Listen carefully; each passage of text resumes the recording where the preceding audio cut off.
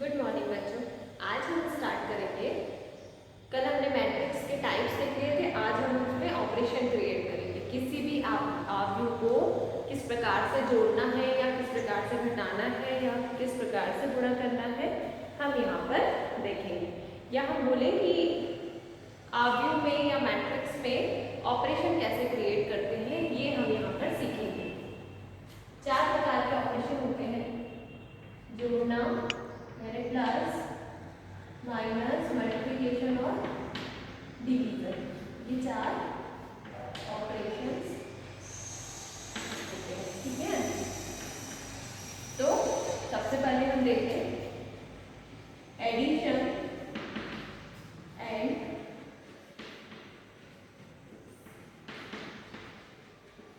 Subtraction of matrix. Addition and subtraction of matrix, दो आव्यूह को जोड़ना और घटाना। किन्हीं भी दो आव्यूह, दो या दो से तीन भी हो सकते, 3 आव्यूह को जोड़ना या घटाना। किस प्रकार से होगा देखिएगा। दो आव्यूह को जोड़ना है, यदि हमको एडिशन वाली ऑपरेशन को फॉलो करना है या क्रिएट करना है, तो कम से कम हमारे पास कितने आव्यूह होना चाहिए? 2 आव्यूह होना चाहिए। जोड़ना हो तो भी 2 आव्यूह होना चाहिए, घटाना हो तो कम से कम 2 आव्यूह तो होना ही चाहिए। तो सबसे पहले हम ले लें एक आव्यूह A, 1 2 3 4। दूसरा आव्यूह ले लेते हैं हम B बराबर 4 5 6 7। आपको बोला है A प्लस B का मान ज्ञात कीजिए। Find the value of A plus B। A plus B का मान ज्ञात कीजिए। तो हम क्या लिखेंगे? A प्लस B निकालना है आपको। तो A मैट्रिक्स लिखते हैं 1 2 3 4 प्लस B मैट्रिक्स लिखते 4 5 6 7। लिख दिया आपने। अब हम क्या करें? इसको जोड़ें। तो कैसे जोड़ेंगे भाई? उठा के आपस में कैसे जोड़ सकते हैं? नहीं जोड़ सकते। क्या करेंगे हम? पहले अवयव को पहले अवयव से जोड़ेंगे, दूसरे अवयव को दूसरे से जोड़ेंगे। मतलब कि यहाँ पर कहानी आती है कि ऐसा अवयव दूसरे ऐसे अवयव से जुड़ेगा जिनकी स्थिति आपस में बराबर है या सेम पोजीशन के मेंबर भी आपस में जुड़ या घट सकते हैं। जैसे हम बात करें, पहले अवयव की स्थिति कितनी है? A11 और दूसरे अवयव की स्थिति कितनी है? A11। तो दोनों अवयवों की पोजीशन या एलिमेंट की पोजीशन कैसी है? सेम है। तो सेम पोजीशन वाले एलिमेंट्स ही आपस में जुड़ेंगे या घटेंगे। तो 1 प्लस 4। सेकेंड, B वाला इससे जुड़ सकता है क्या? नहीं जुड़ सकता, क्योंकि इसकी स्थिति A12 है और इसकी स्थिति A11 है। तो दूसरे की स्थिति और यहाँ दूसरे की स्थिति, दोनों की स्थिति यदि बराबर है तो आपस में जुड़ेंगे। तो चेक कीजिए बराबर है कि नहीं है। A12 पोजीशन का मेंबर और ये A12 पोजीशन का मेंबर, दोनों आपस में जुड़ जाए। 2 प्लस 5। नेक्स्ट है आपका थर्ड मेंबर। देखिए थर्ड मेंबर की पोजीशन कितनी है? A21, सेकेंड रो और फर्स्ट कॉलम। A21 पोजीशन का मेंबर A21 पोजीशन के मेंबर से ही जुड़ेगा या घटेगा। 3 प्लस 6 4 प्लस 7। तो कुल मिलाकर जब हमको दो आव्यूह को जोड़ना हो या दो आव्यूह को घटाना हो, तो हम अवयवों की स्थिति को ध्यान में रखते हैं। किस प्रकार से ध्यान में रखेंगे कि समान स्थिति के अवयव ही या सेम पोजीशन के मेंबर्स ही आपस में जुड़ेंगे और घटेंगे। ठीक है, अवयवों की स्थिति समान होने पर ही आपस में जुड़ेंगे या घटेंगे। तो आंसर कितना आएगा बताइए? 5 2 प्लस 5 7 3 प्लस 6 9 और 4 प्लस 7 कितना हो गया आपका? 11। ठीक है, अभी देखिए यहाँ पे 2 क्रॉस 2 ऑर्डर का यदि हमने एक मैट्रिक्स लिया था, तो यहाँ पर जो दूसरा मैट्रिक्स है वो भी कितना होगा? 2 क्रॉस 2 ऑर्डर का होगा। क्यों? क्योंकि ऑर्डर भी कैसे होने चाहिए? सेम होने चाहिए। 2 क्रॉस 2 ऑर्डर है तो 2 क्रॉस 2 ऑर्डर का ही मैट्रिक्स आपस में जुड़ेगा या घटेगा। और आंसर हमको किस रूप में मिलेगा? 2 क्रॉस 2 ऑर्डर। ठीक है, तो सबसे पहले हम देखें कि आव्यूह किस ऑर्डर का है। हमने देखा बराबर ऑर्डर का है, यानी जुड़ सकता है। अब जुड़ सकता है तो आंसर मैट्रिक्स हमने देखा वो किस रूप में आएगा? 2 क्रॉस 2 ऑर्डर के रूप में आएगा। तो हमने यहाँ लिख दिया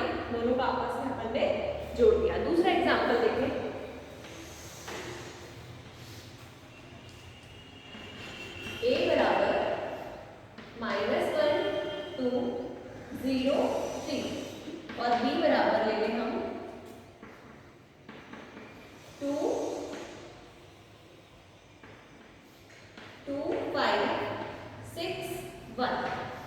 ठीक है, दो नंबर्स ले लिए, दो मैट्रिक्स ले लिए, हम इनको ऐड कर दें तो इनका एडिशन किस फॉर्म में लिखेंगे, a प्लस b के फॉर्म में लिखेंगे, विच इज इक्वल टू, देखो 2 क्रॉस 2 ऑर्डर का पहला मैट्रिक्स, दूसरा मैट्रिक्स भी 2 क्रॉस 2 ऑर्डर का, तो आंसर मैट्रिक्स या रिजल्टेंट मैट्रिक्स में कितने ऑर्डर का होगा, 2 क्रॉस 2 ऑर्डर का होगा, 2 क्रॉस 2 ऑर्डर का। हमने क्वेश्चन कर रहे हैं कि भाई जो हमारा आंसर आएगा उसका जो मैट्रिक्स होगा उसमें केवल 4 अवयव उपस्थित होंगे, क्योंकि हम 2 क्रॉस 2 ऑर्डर को ही सॉल्व कर रहे हैं। अब पहले अवयव की स्थिति और दूसरे अवयव की स्थिति दोनों को ध्यान से देखें।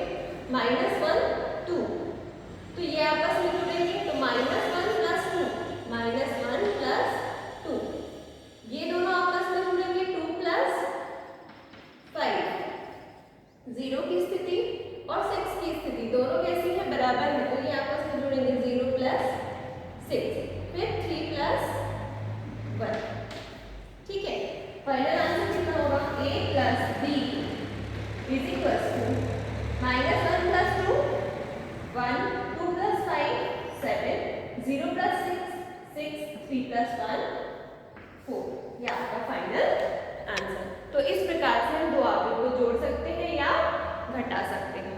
घटाना भी आपको इसी फॉर्मेट में, ठीक है, या सब्सट्रैक्शन आप अप्लाई करेंगे तो इसी फॉर्मेट में करेंगे। नेक्स्ट हम देखें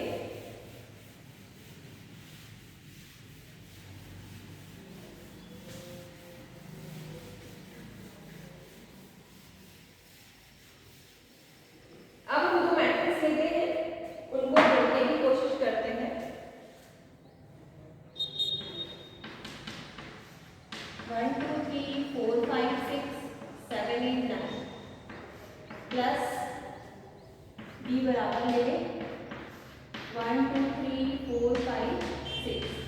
बताएं आपस में जुड़ेगा या नहीं जुड़ेगा, एडिशन होगा पॉसिबल कि नहीं होगा, होगा नहीं होगा, नहीं होगा, क्यों, क्योंकि यहाँ पर 3 रो है और यहाँ पर केवल 2 रो है, तो एडिशन या सब्सट्रैक्शन दोनों पॉसिबल नहीं होंगे 3 क्रॉस 3 ऑर्डर में, और ये कितना है 2 क्रॉस 3 ऑर्डर में। Addition and subtraction are not possible in this case. ठीक है, नेक्स्ट हम देखें सब्सट्रैक्शन की बात करते हैं, यानी घटाने की बात करते हैं। तो दो आगे ले लें 2 5 6 7 और b बराबर ले लें 1 2 3 4। Find the value of a minus b। तो a माइनस b निकालना है। सबसे पहले हम देख लें कि जो हमारा आंसर मैट्रिक्स है वो किस फॉर्म में है। तो 2 क्रॉस 2 ऑर्डर का है, ये भी 2 क्रॉस 2 ऑर्डर का है, तो आंसर मैट्रिक्स भी 2 क्रॉस 2 ऑर्डर में आ जाएगा। ठीक बात। नेक्स्ट कितने एलिमेंट होंगे, 4 एलिमेंट होंगे, पोजीशन भी हमने फिक्स कर दी।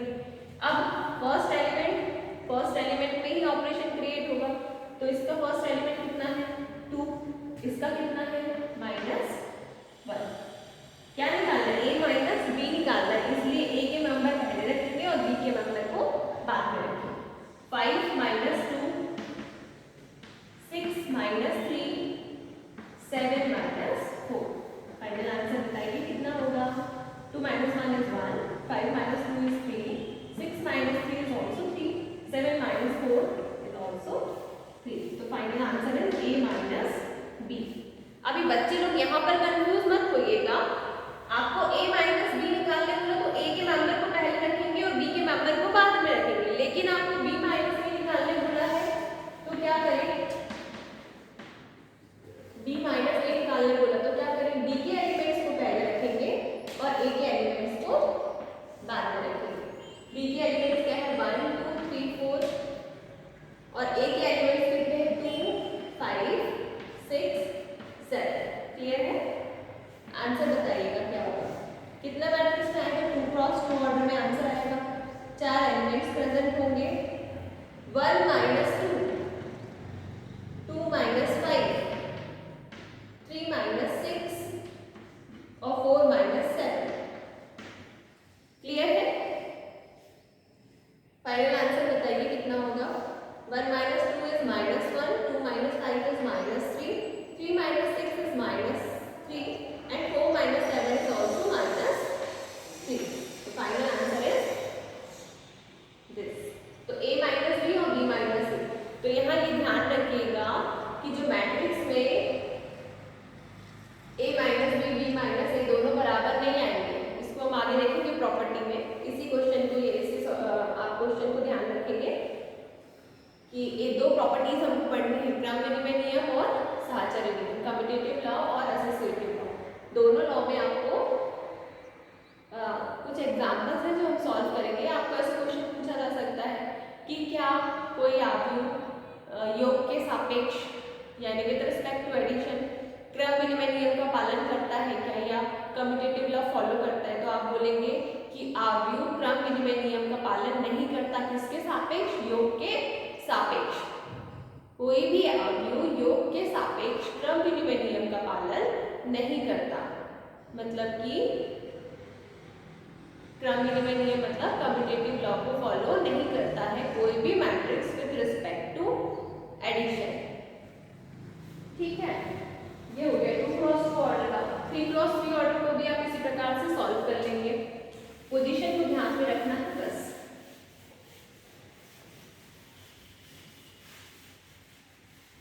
अब हम देखें दो आव्यूह को किस प्रकार से गुणा करें। अभी हमने जोड़ना सीख लिया और घटाना सीख लिया। अब हम गुणा सीखेंगे। दो आव्यूह का गुणन सीखना है। तो दो आव्यूह का गुणन सीखने के लिए हम यहाँ हेडिंग डाल देते हैं, मल्टीप्लिकेशन ऑफ 2 मैट्रिक्स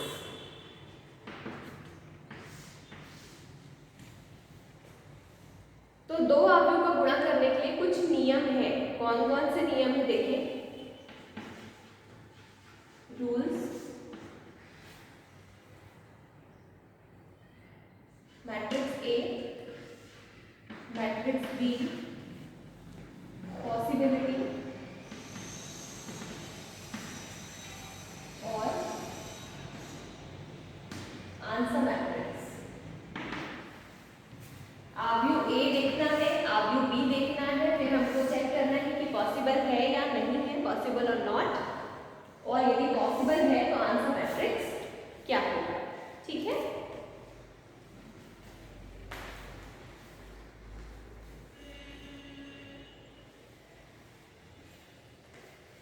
चलो देखें। फर्स्ट वाला ले लेते हैं।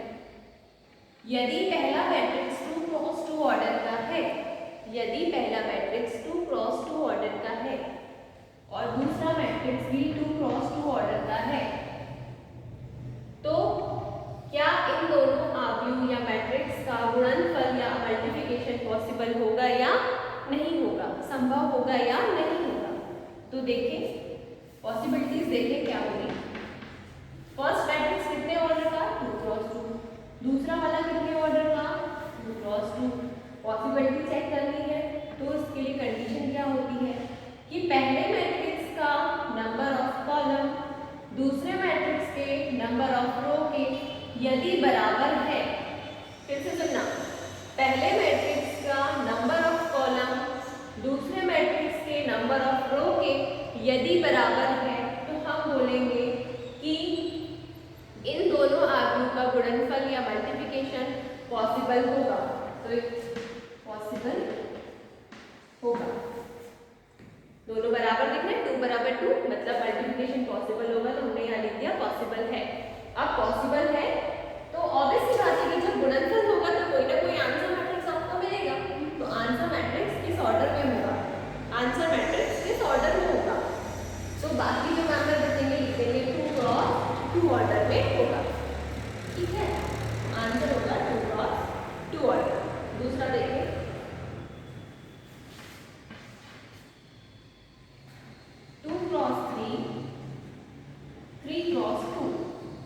यदि इस प्रकार का आव्यूह है पहला और दूसरा, तो हम चेक करें कि यहाँ मल्टीप्लिकेशन होगा या नहीं। तो हम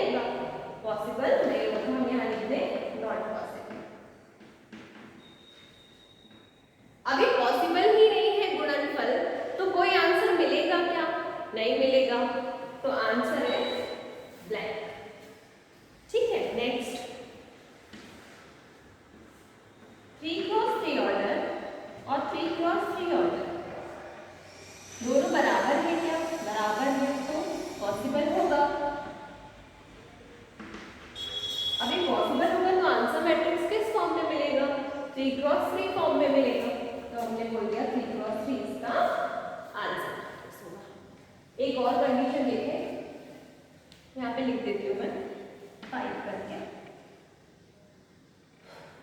3 क्रॉस 2, 2 क्रॉस 3 पॉसिबल होगा क्या इसमें? बताओ, ये दोनों बराबर हैं, मतलब कि पॉसिबल होगा, और पॉसिबल होगा तो आंसर मैट्रिक्स के फॉर्म में मिलेगा। 2 क्रॉस 2 तो छोड़ दो, 3 क्रॉस 3 फॉर्म। क्लियर हुआ अभी?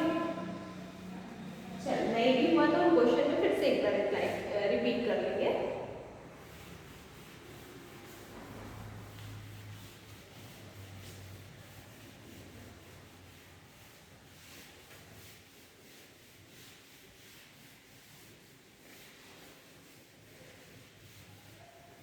अब देखते हैं, एक एग्जांपल लेते हैं और उसका मल्टीप्लिकेशन करके देखते हैं, ठीक है? तो हम एक एग्जांपल ले लें, ए मैट्रिक्स ले लें 1 2 3 4, बी मैट्रिक्स ले लें 1 2 2 1। तो मैट्रिक्स ले लिए, दोनों का हमको गुणनफल निकालना है। तो ए इंटू बी आपको निकालना है, ए इंटू बी निकालना है। तो फिर से इसको अच्छे से लिख लें 1 2 3 4 1 2 2 1। ठीक है, अभी हमने सिर्फ लिखा है। हम क्या बोल रहे हैं, जब भी हम दो आव्यूह का गुणनफल करेंगे या मल्टीप्लिकेशन करेंगे तो हम सबसे पहले चेक करेंगे कि क्या इसका मल्टीप्लिकेशन यानी गुणनफल संभव है या नहीं है। तो संभव है या नहीं है चेक करो।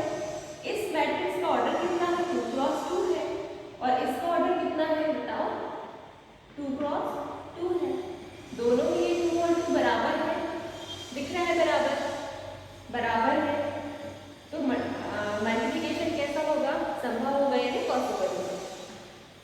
अब गुणनफल संभव होगा तो आंसर मैट्रिक्स किस रूप में मिलेगा? इसको हम यहाँ लिख देते हैं 2 क्रॉस 2 ऑर्डर का है ये, और दूसरा वाला भी 2 क्रॉस 2 ऑर्डर है, दोनों बराबर है तो संभव होगा। अब मल्टीप्लिकेशन पॉसिबल होगा तो आंसर मैट्रिक्स किस रूप में मिलेगा? 2 क्रॉस 2 रूप में मिलेगा, ठीक है? 2 क्रॉस 2 रूप में मिलेगा।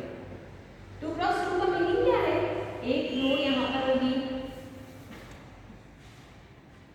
एक मेंबर यहाँ होगा, दूसरा यहाँ पर होगा, और तीसरा 4 होगा। अब गुणा करते हैं, तो गुणा करने का एक नियम है, कैसे गुणा करें देखो।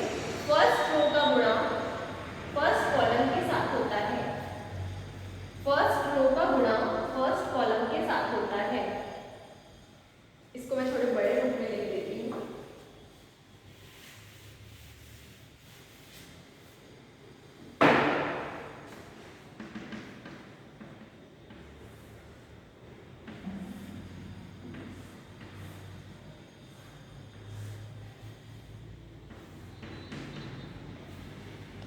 इसकी स्थिति कितनी है?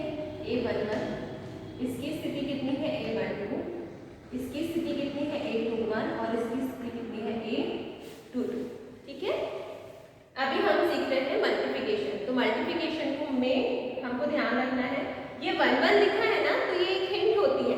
1 1 लिखा है यानी फर्स्ट रो ले लो और फर्स्ट कॉलम ले लो, फर्स्ट रो ले लो और फर्स्ट कॉलम ले लो। तो फर्स्ट रो ले लो और फर्स्ट कॉलम ले लो, आपस में गुणा करना। फर्स्ट रो का गुणा फर्स्ट कॉलम के साथ होगा, 1 इंटू 1 प्लस 2 इंटू 2। ठीक है, 1 2 लिखा है तो फर्स्ट रो का गुणा सेकेंड कॉलम के साथ होगा। फर्स्ट रो तो लेना ही लेना है, गुणा किसके साथ होगा? सेकेंड कॉलम के साथ। तो 1 इंटू 2, 2 इंटू 1। कुल मिलाकर कहानी ऐसी है कि हमको एक बार लेना है फर्स्ट रो, फर्स्ट रो का गुणा पहले कॉलम में कर दे, फिर दूसरे कॉलम में कर दे। पहले कॉलम में करा तो ये मिला, दूसरे कॉलम में गुणा किया तो इस प्रकार से मिला। फर्स्ट रो की कहानी हो गई खत्म। तो हम क्या चालू करें? हमारे पास क्या बचा? Second row. सेकेंड रो का गुणा किसके साथ होगा? एक बार कर दे पहले कॉलम के साथ और एक बार कर दे दूसरे कॉलम के साथ। तो सेकेंड रो का गुणा पहले कॉलम के साथ और सेकेंड रो का गुणा दूसरे कॉलम के साथ। तो पहले कॉलम के साथ जब करेंगे तो कितना होगा? 3 इंटू 1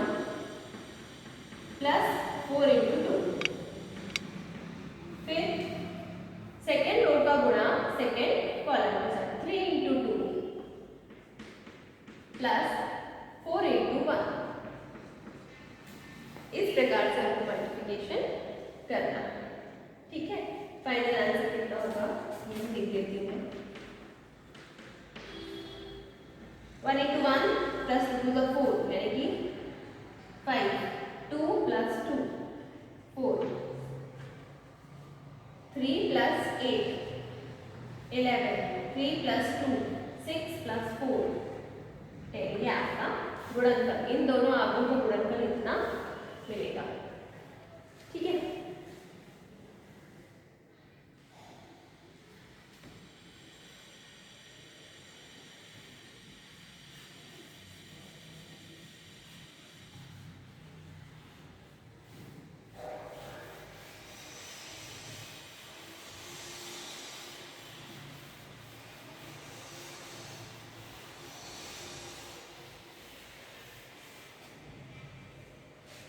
एक चीज मैं और बताना चाहूंगी कि क्रम विनिमय नियम की बात करेंगे हम यदि,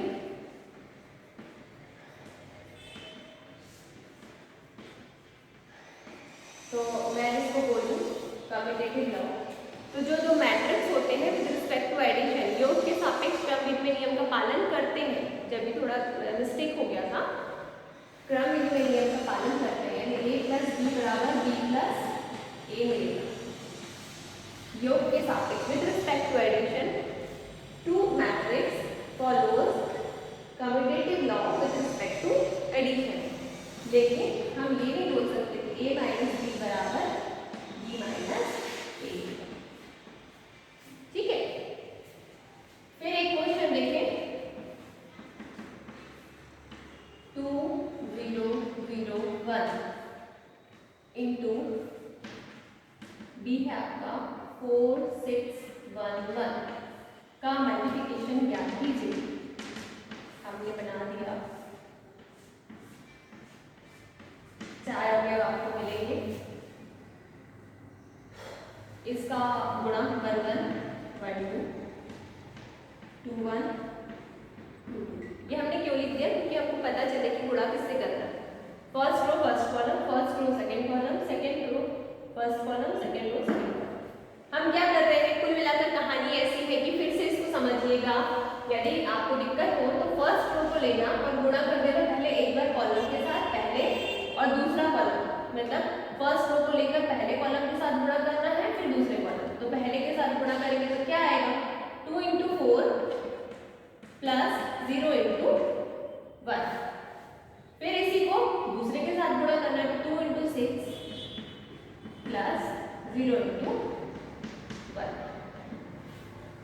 पहले की कहानी हो गई खत्म। दूसरा कॉलम, दूसरा रो लेंगे, दूसरा रो का गुणा किसमें करना है, पहले कॉलम के साथ फिर दूसरे कॉलम। तो पहले के साथ करें तो 0 into 4 प्लस 1 into 1। फिर इसका गुणा इसमें कर दे तो 0 into 6 plus 1 into 1। Final answer is 8 12 1 1। ये आपका फाइनल आंसर। ठीक है,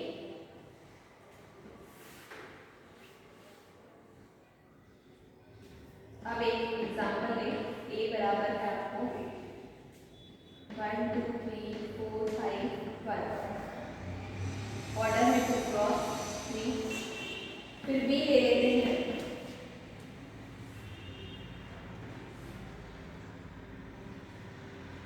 3 क्रॉस 2 ऑर्डर का 1 2 3 0 1 0। इन दोनों का गुणा करना है तो हम क्या चेक करें कि ये 3 और ये 3 आपस में बराबर है। दिख रहा है आपको बराबर, तो बराबर लिखेंगे। आंसर मैट्रिक्स किस रूप में मिलेगा, 2 क्रॉस 2 रूप में मिलेगा। तो आंसर मैट्रिक्स बनाए,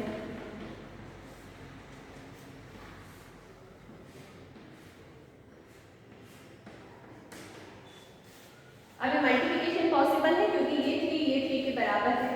लेकिन देखें फर्स्ट रो का गुणा फर्स्ट कॉलम के साथ करना है, 1 into 1 2 into 2 3 into 3, 1 into 1 2 into 2 3 into 3। मैं सीधे लिख देती हूँ 1 into 1 1 2 to the 4 प्लस 9 यानी कि 1 प्लस 4 कितना 5 और 3 3 9, यानी कि कितना आ गया 14। फिर इस रो का गुणा, पहली रो का गुणा दूसरे कॉलम के साथ करना है, तो 0 2 0, यानी कि हम कितना मिलेगा आपको 2। फिर हम क्या करें, सेकेंड रो का गुणा फर्स्ट कॉलम के साथ करें, तो 4 1 4, 5 2 10, 10 और 4 14, 3 1 3। फिर हमने यहाँ पर आ गए सेकेंड रो का मल्टीप्लिकेशन सेकेंड के साथ करना है, आप करके देखिए 5 आपका आंसर। इस प्रकार से हमको मल्टीप्लिकेशन करना है, ठीक है। इसके बाद हम देखेंगे 3 क्रॉस 3 ऑर्डर का मल्टीप्लिकेशन।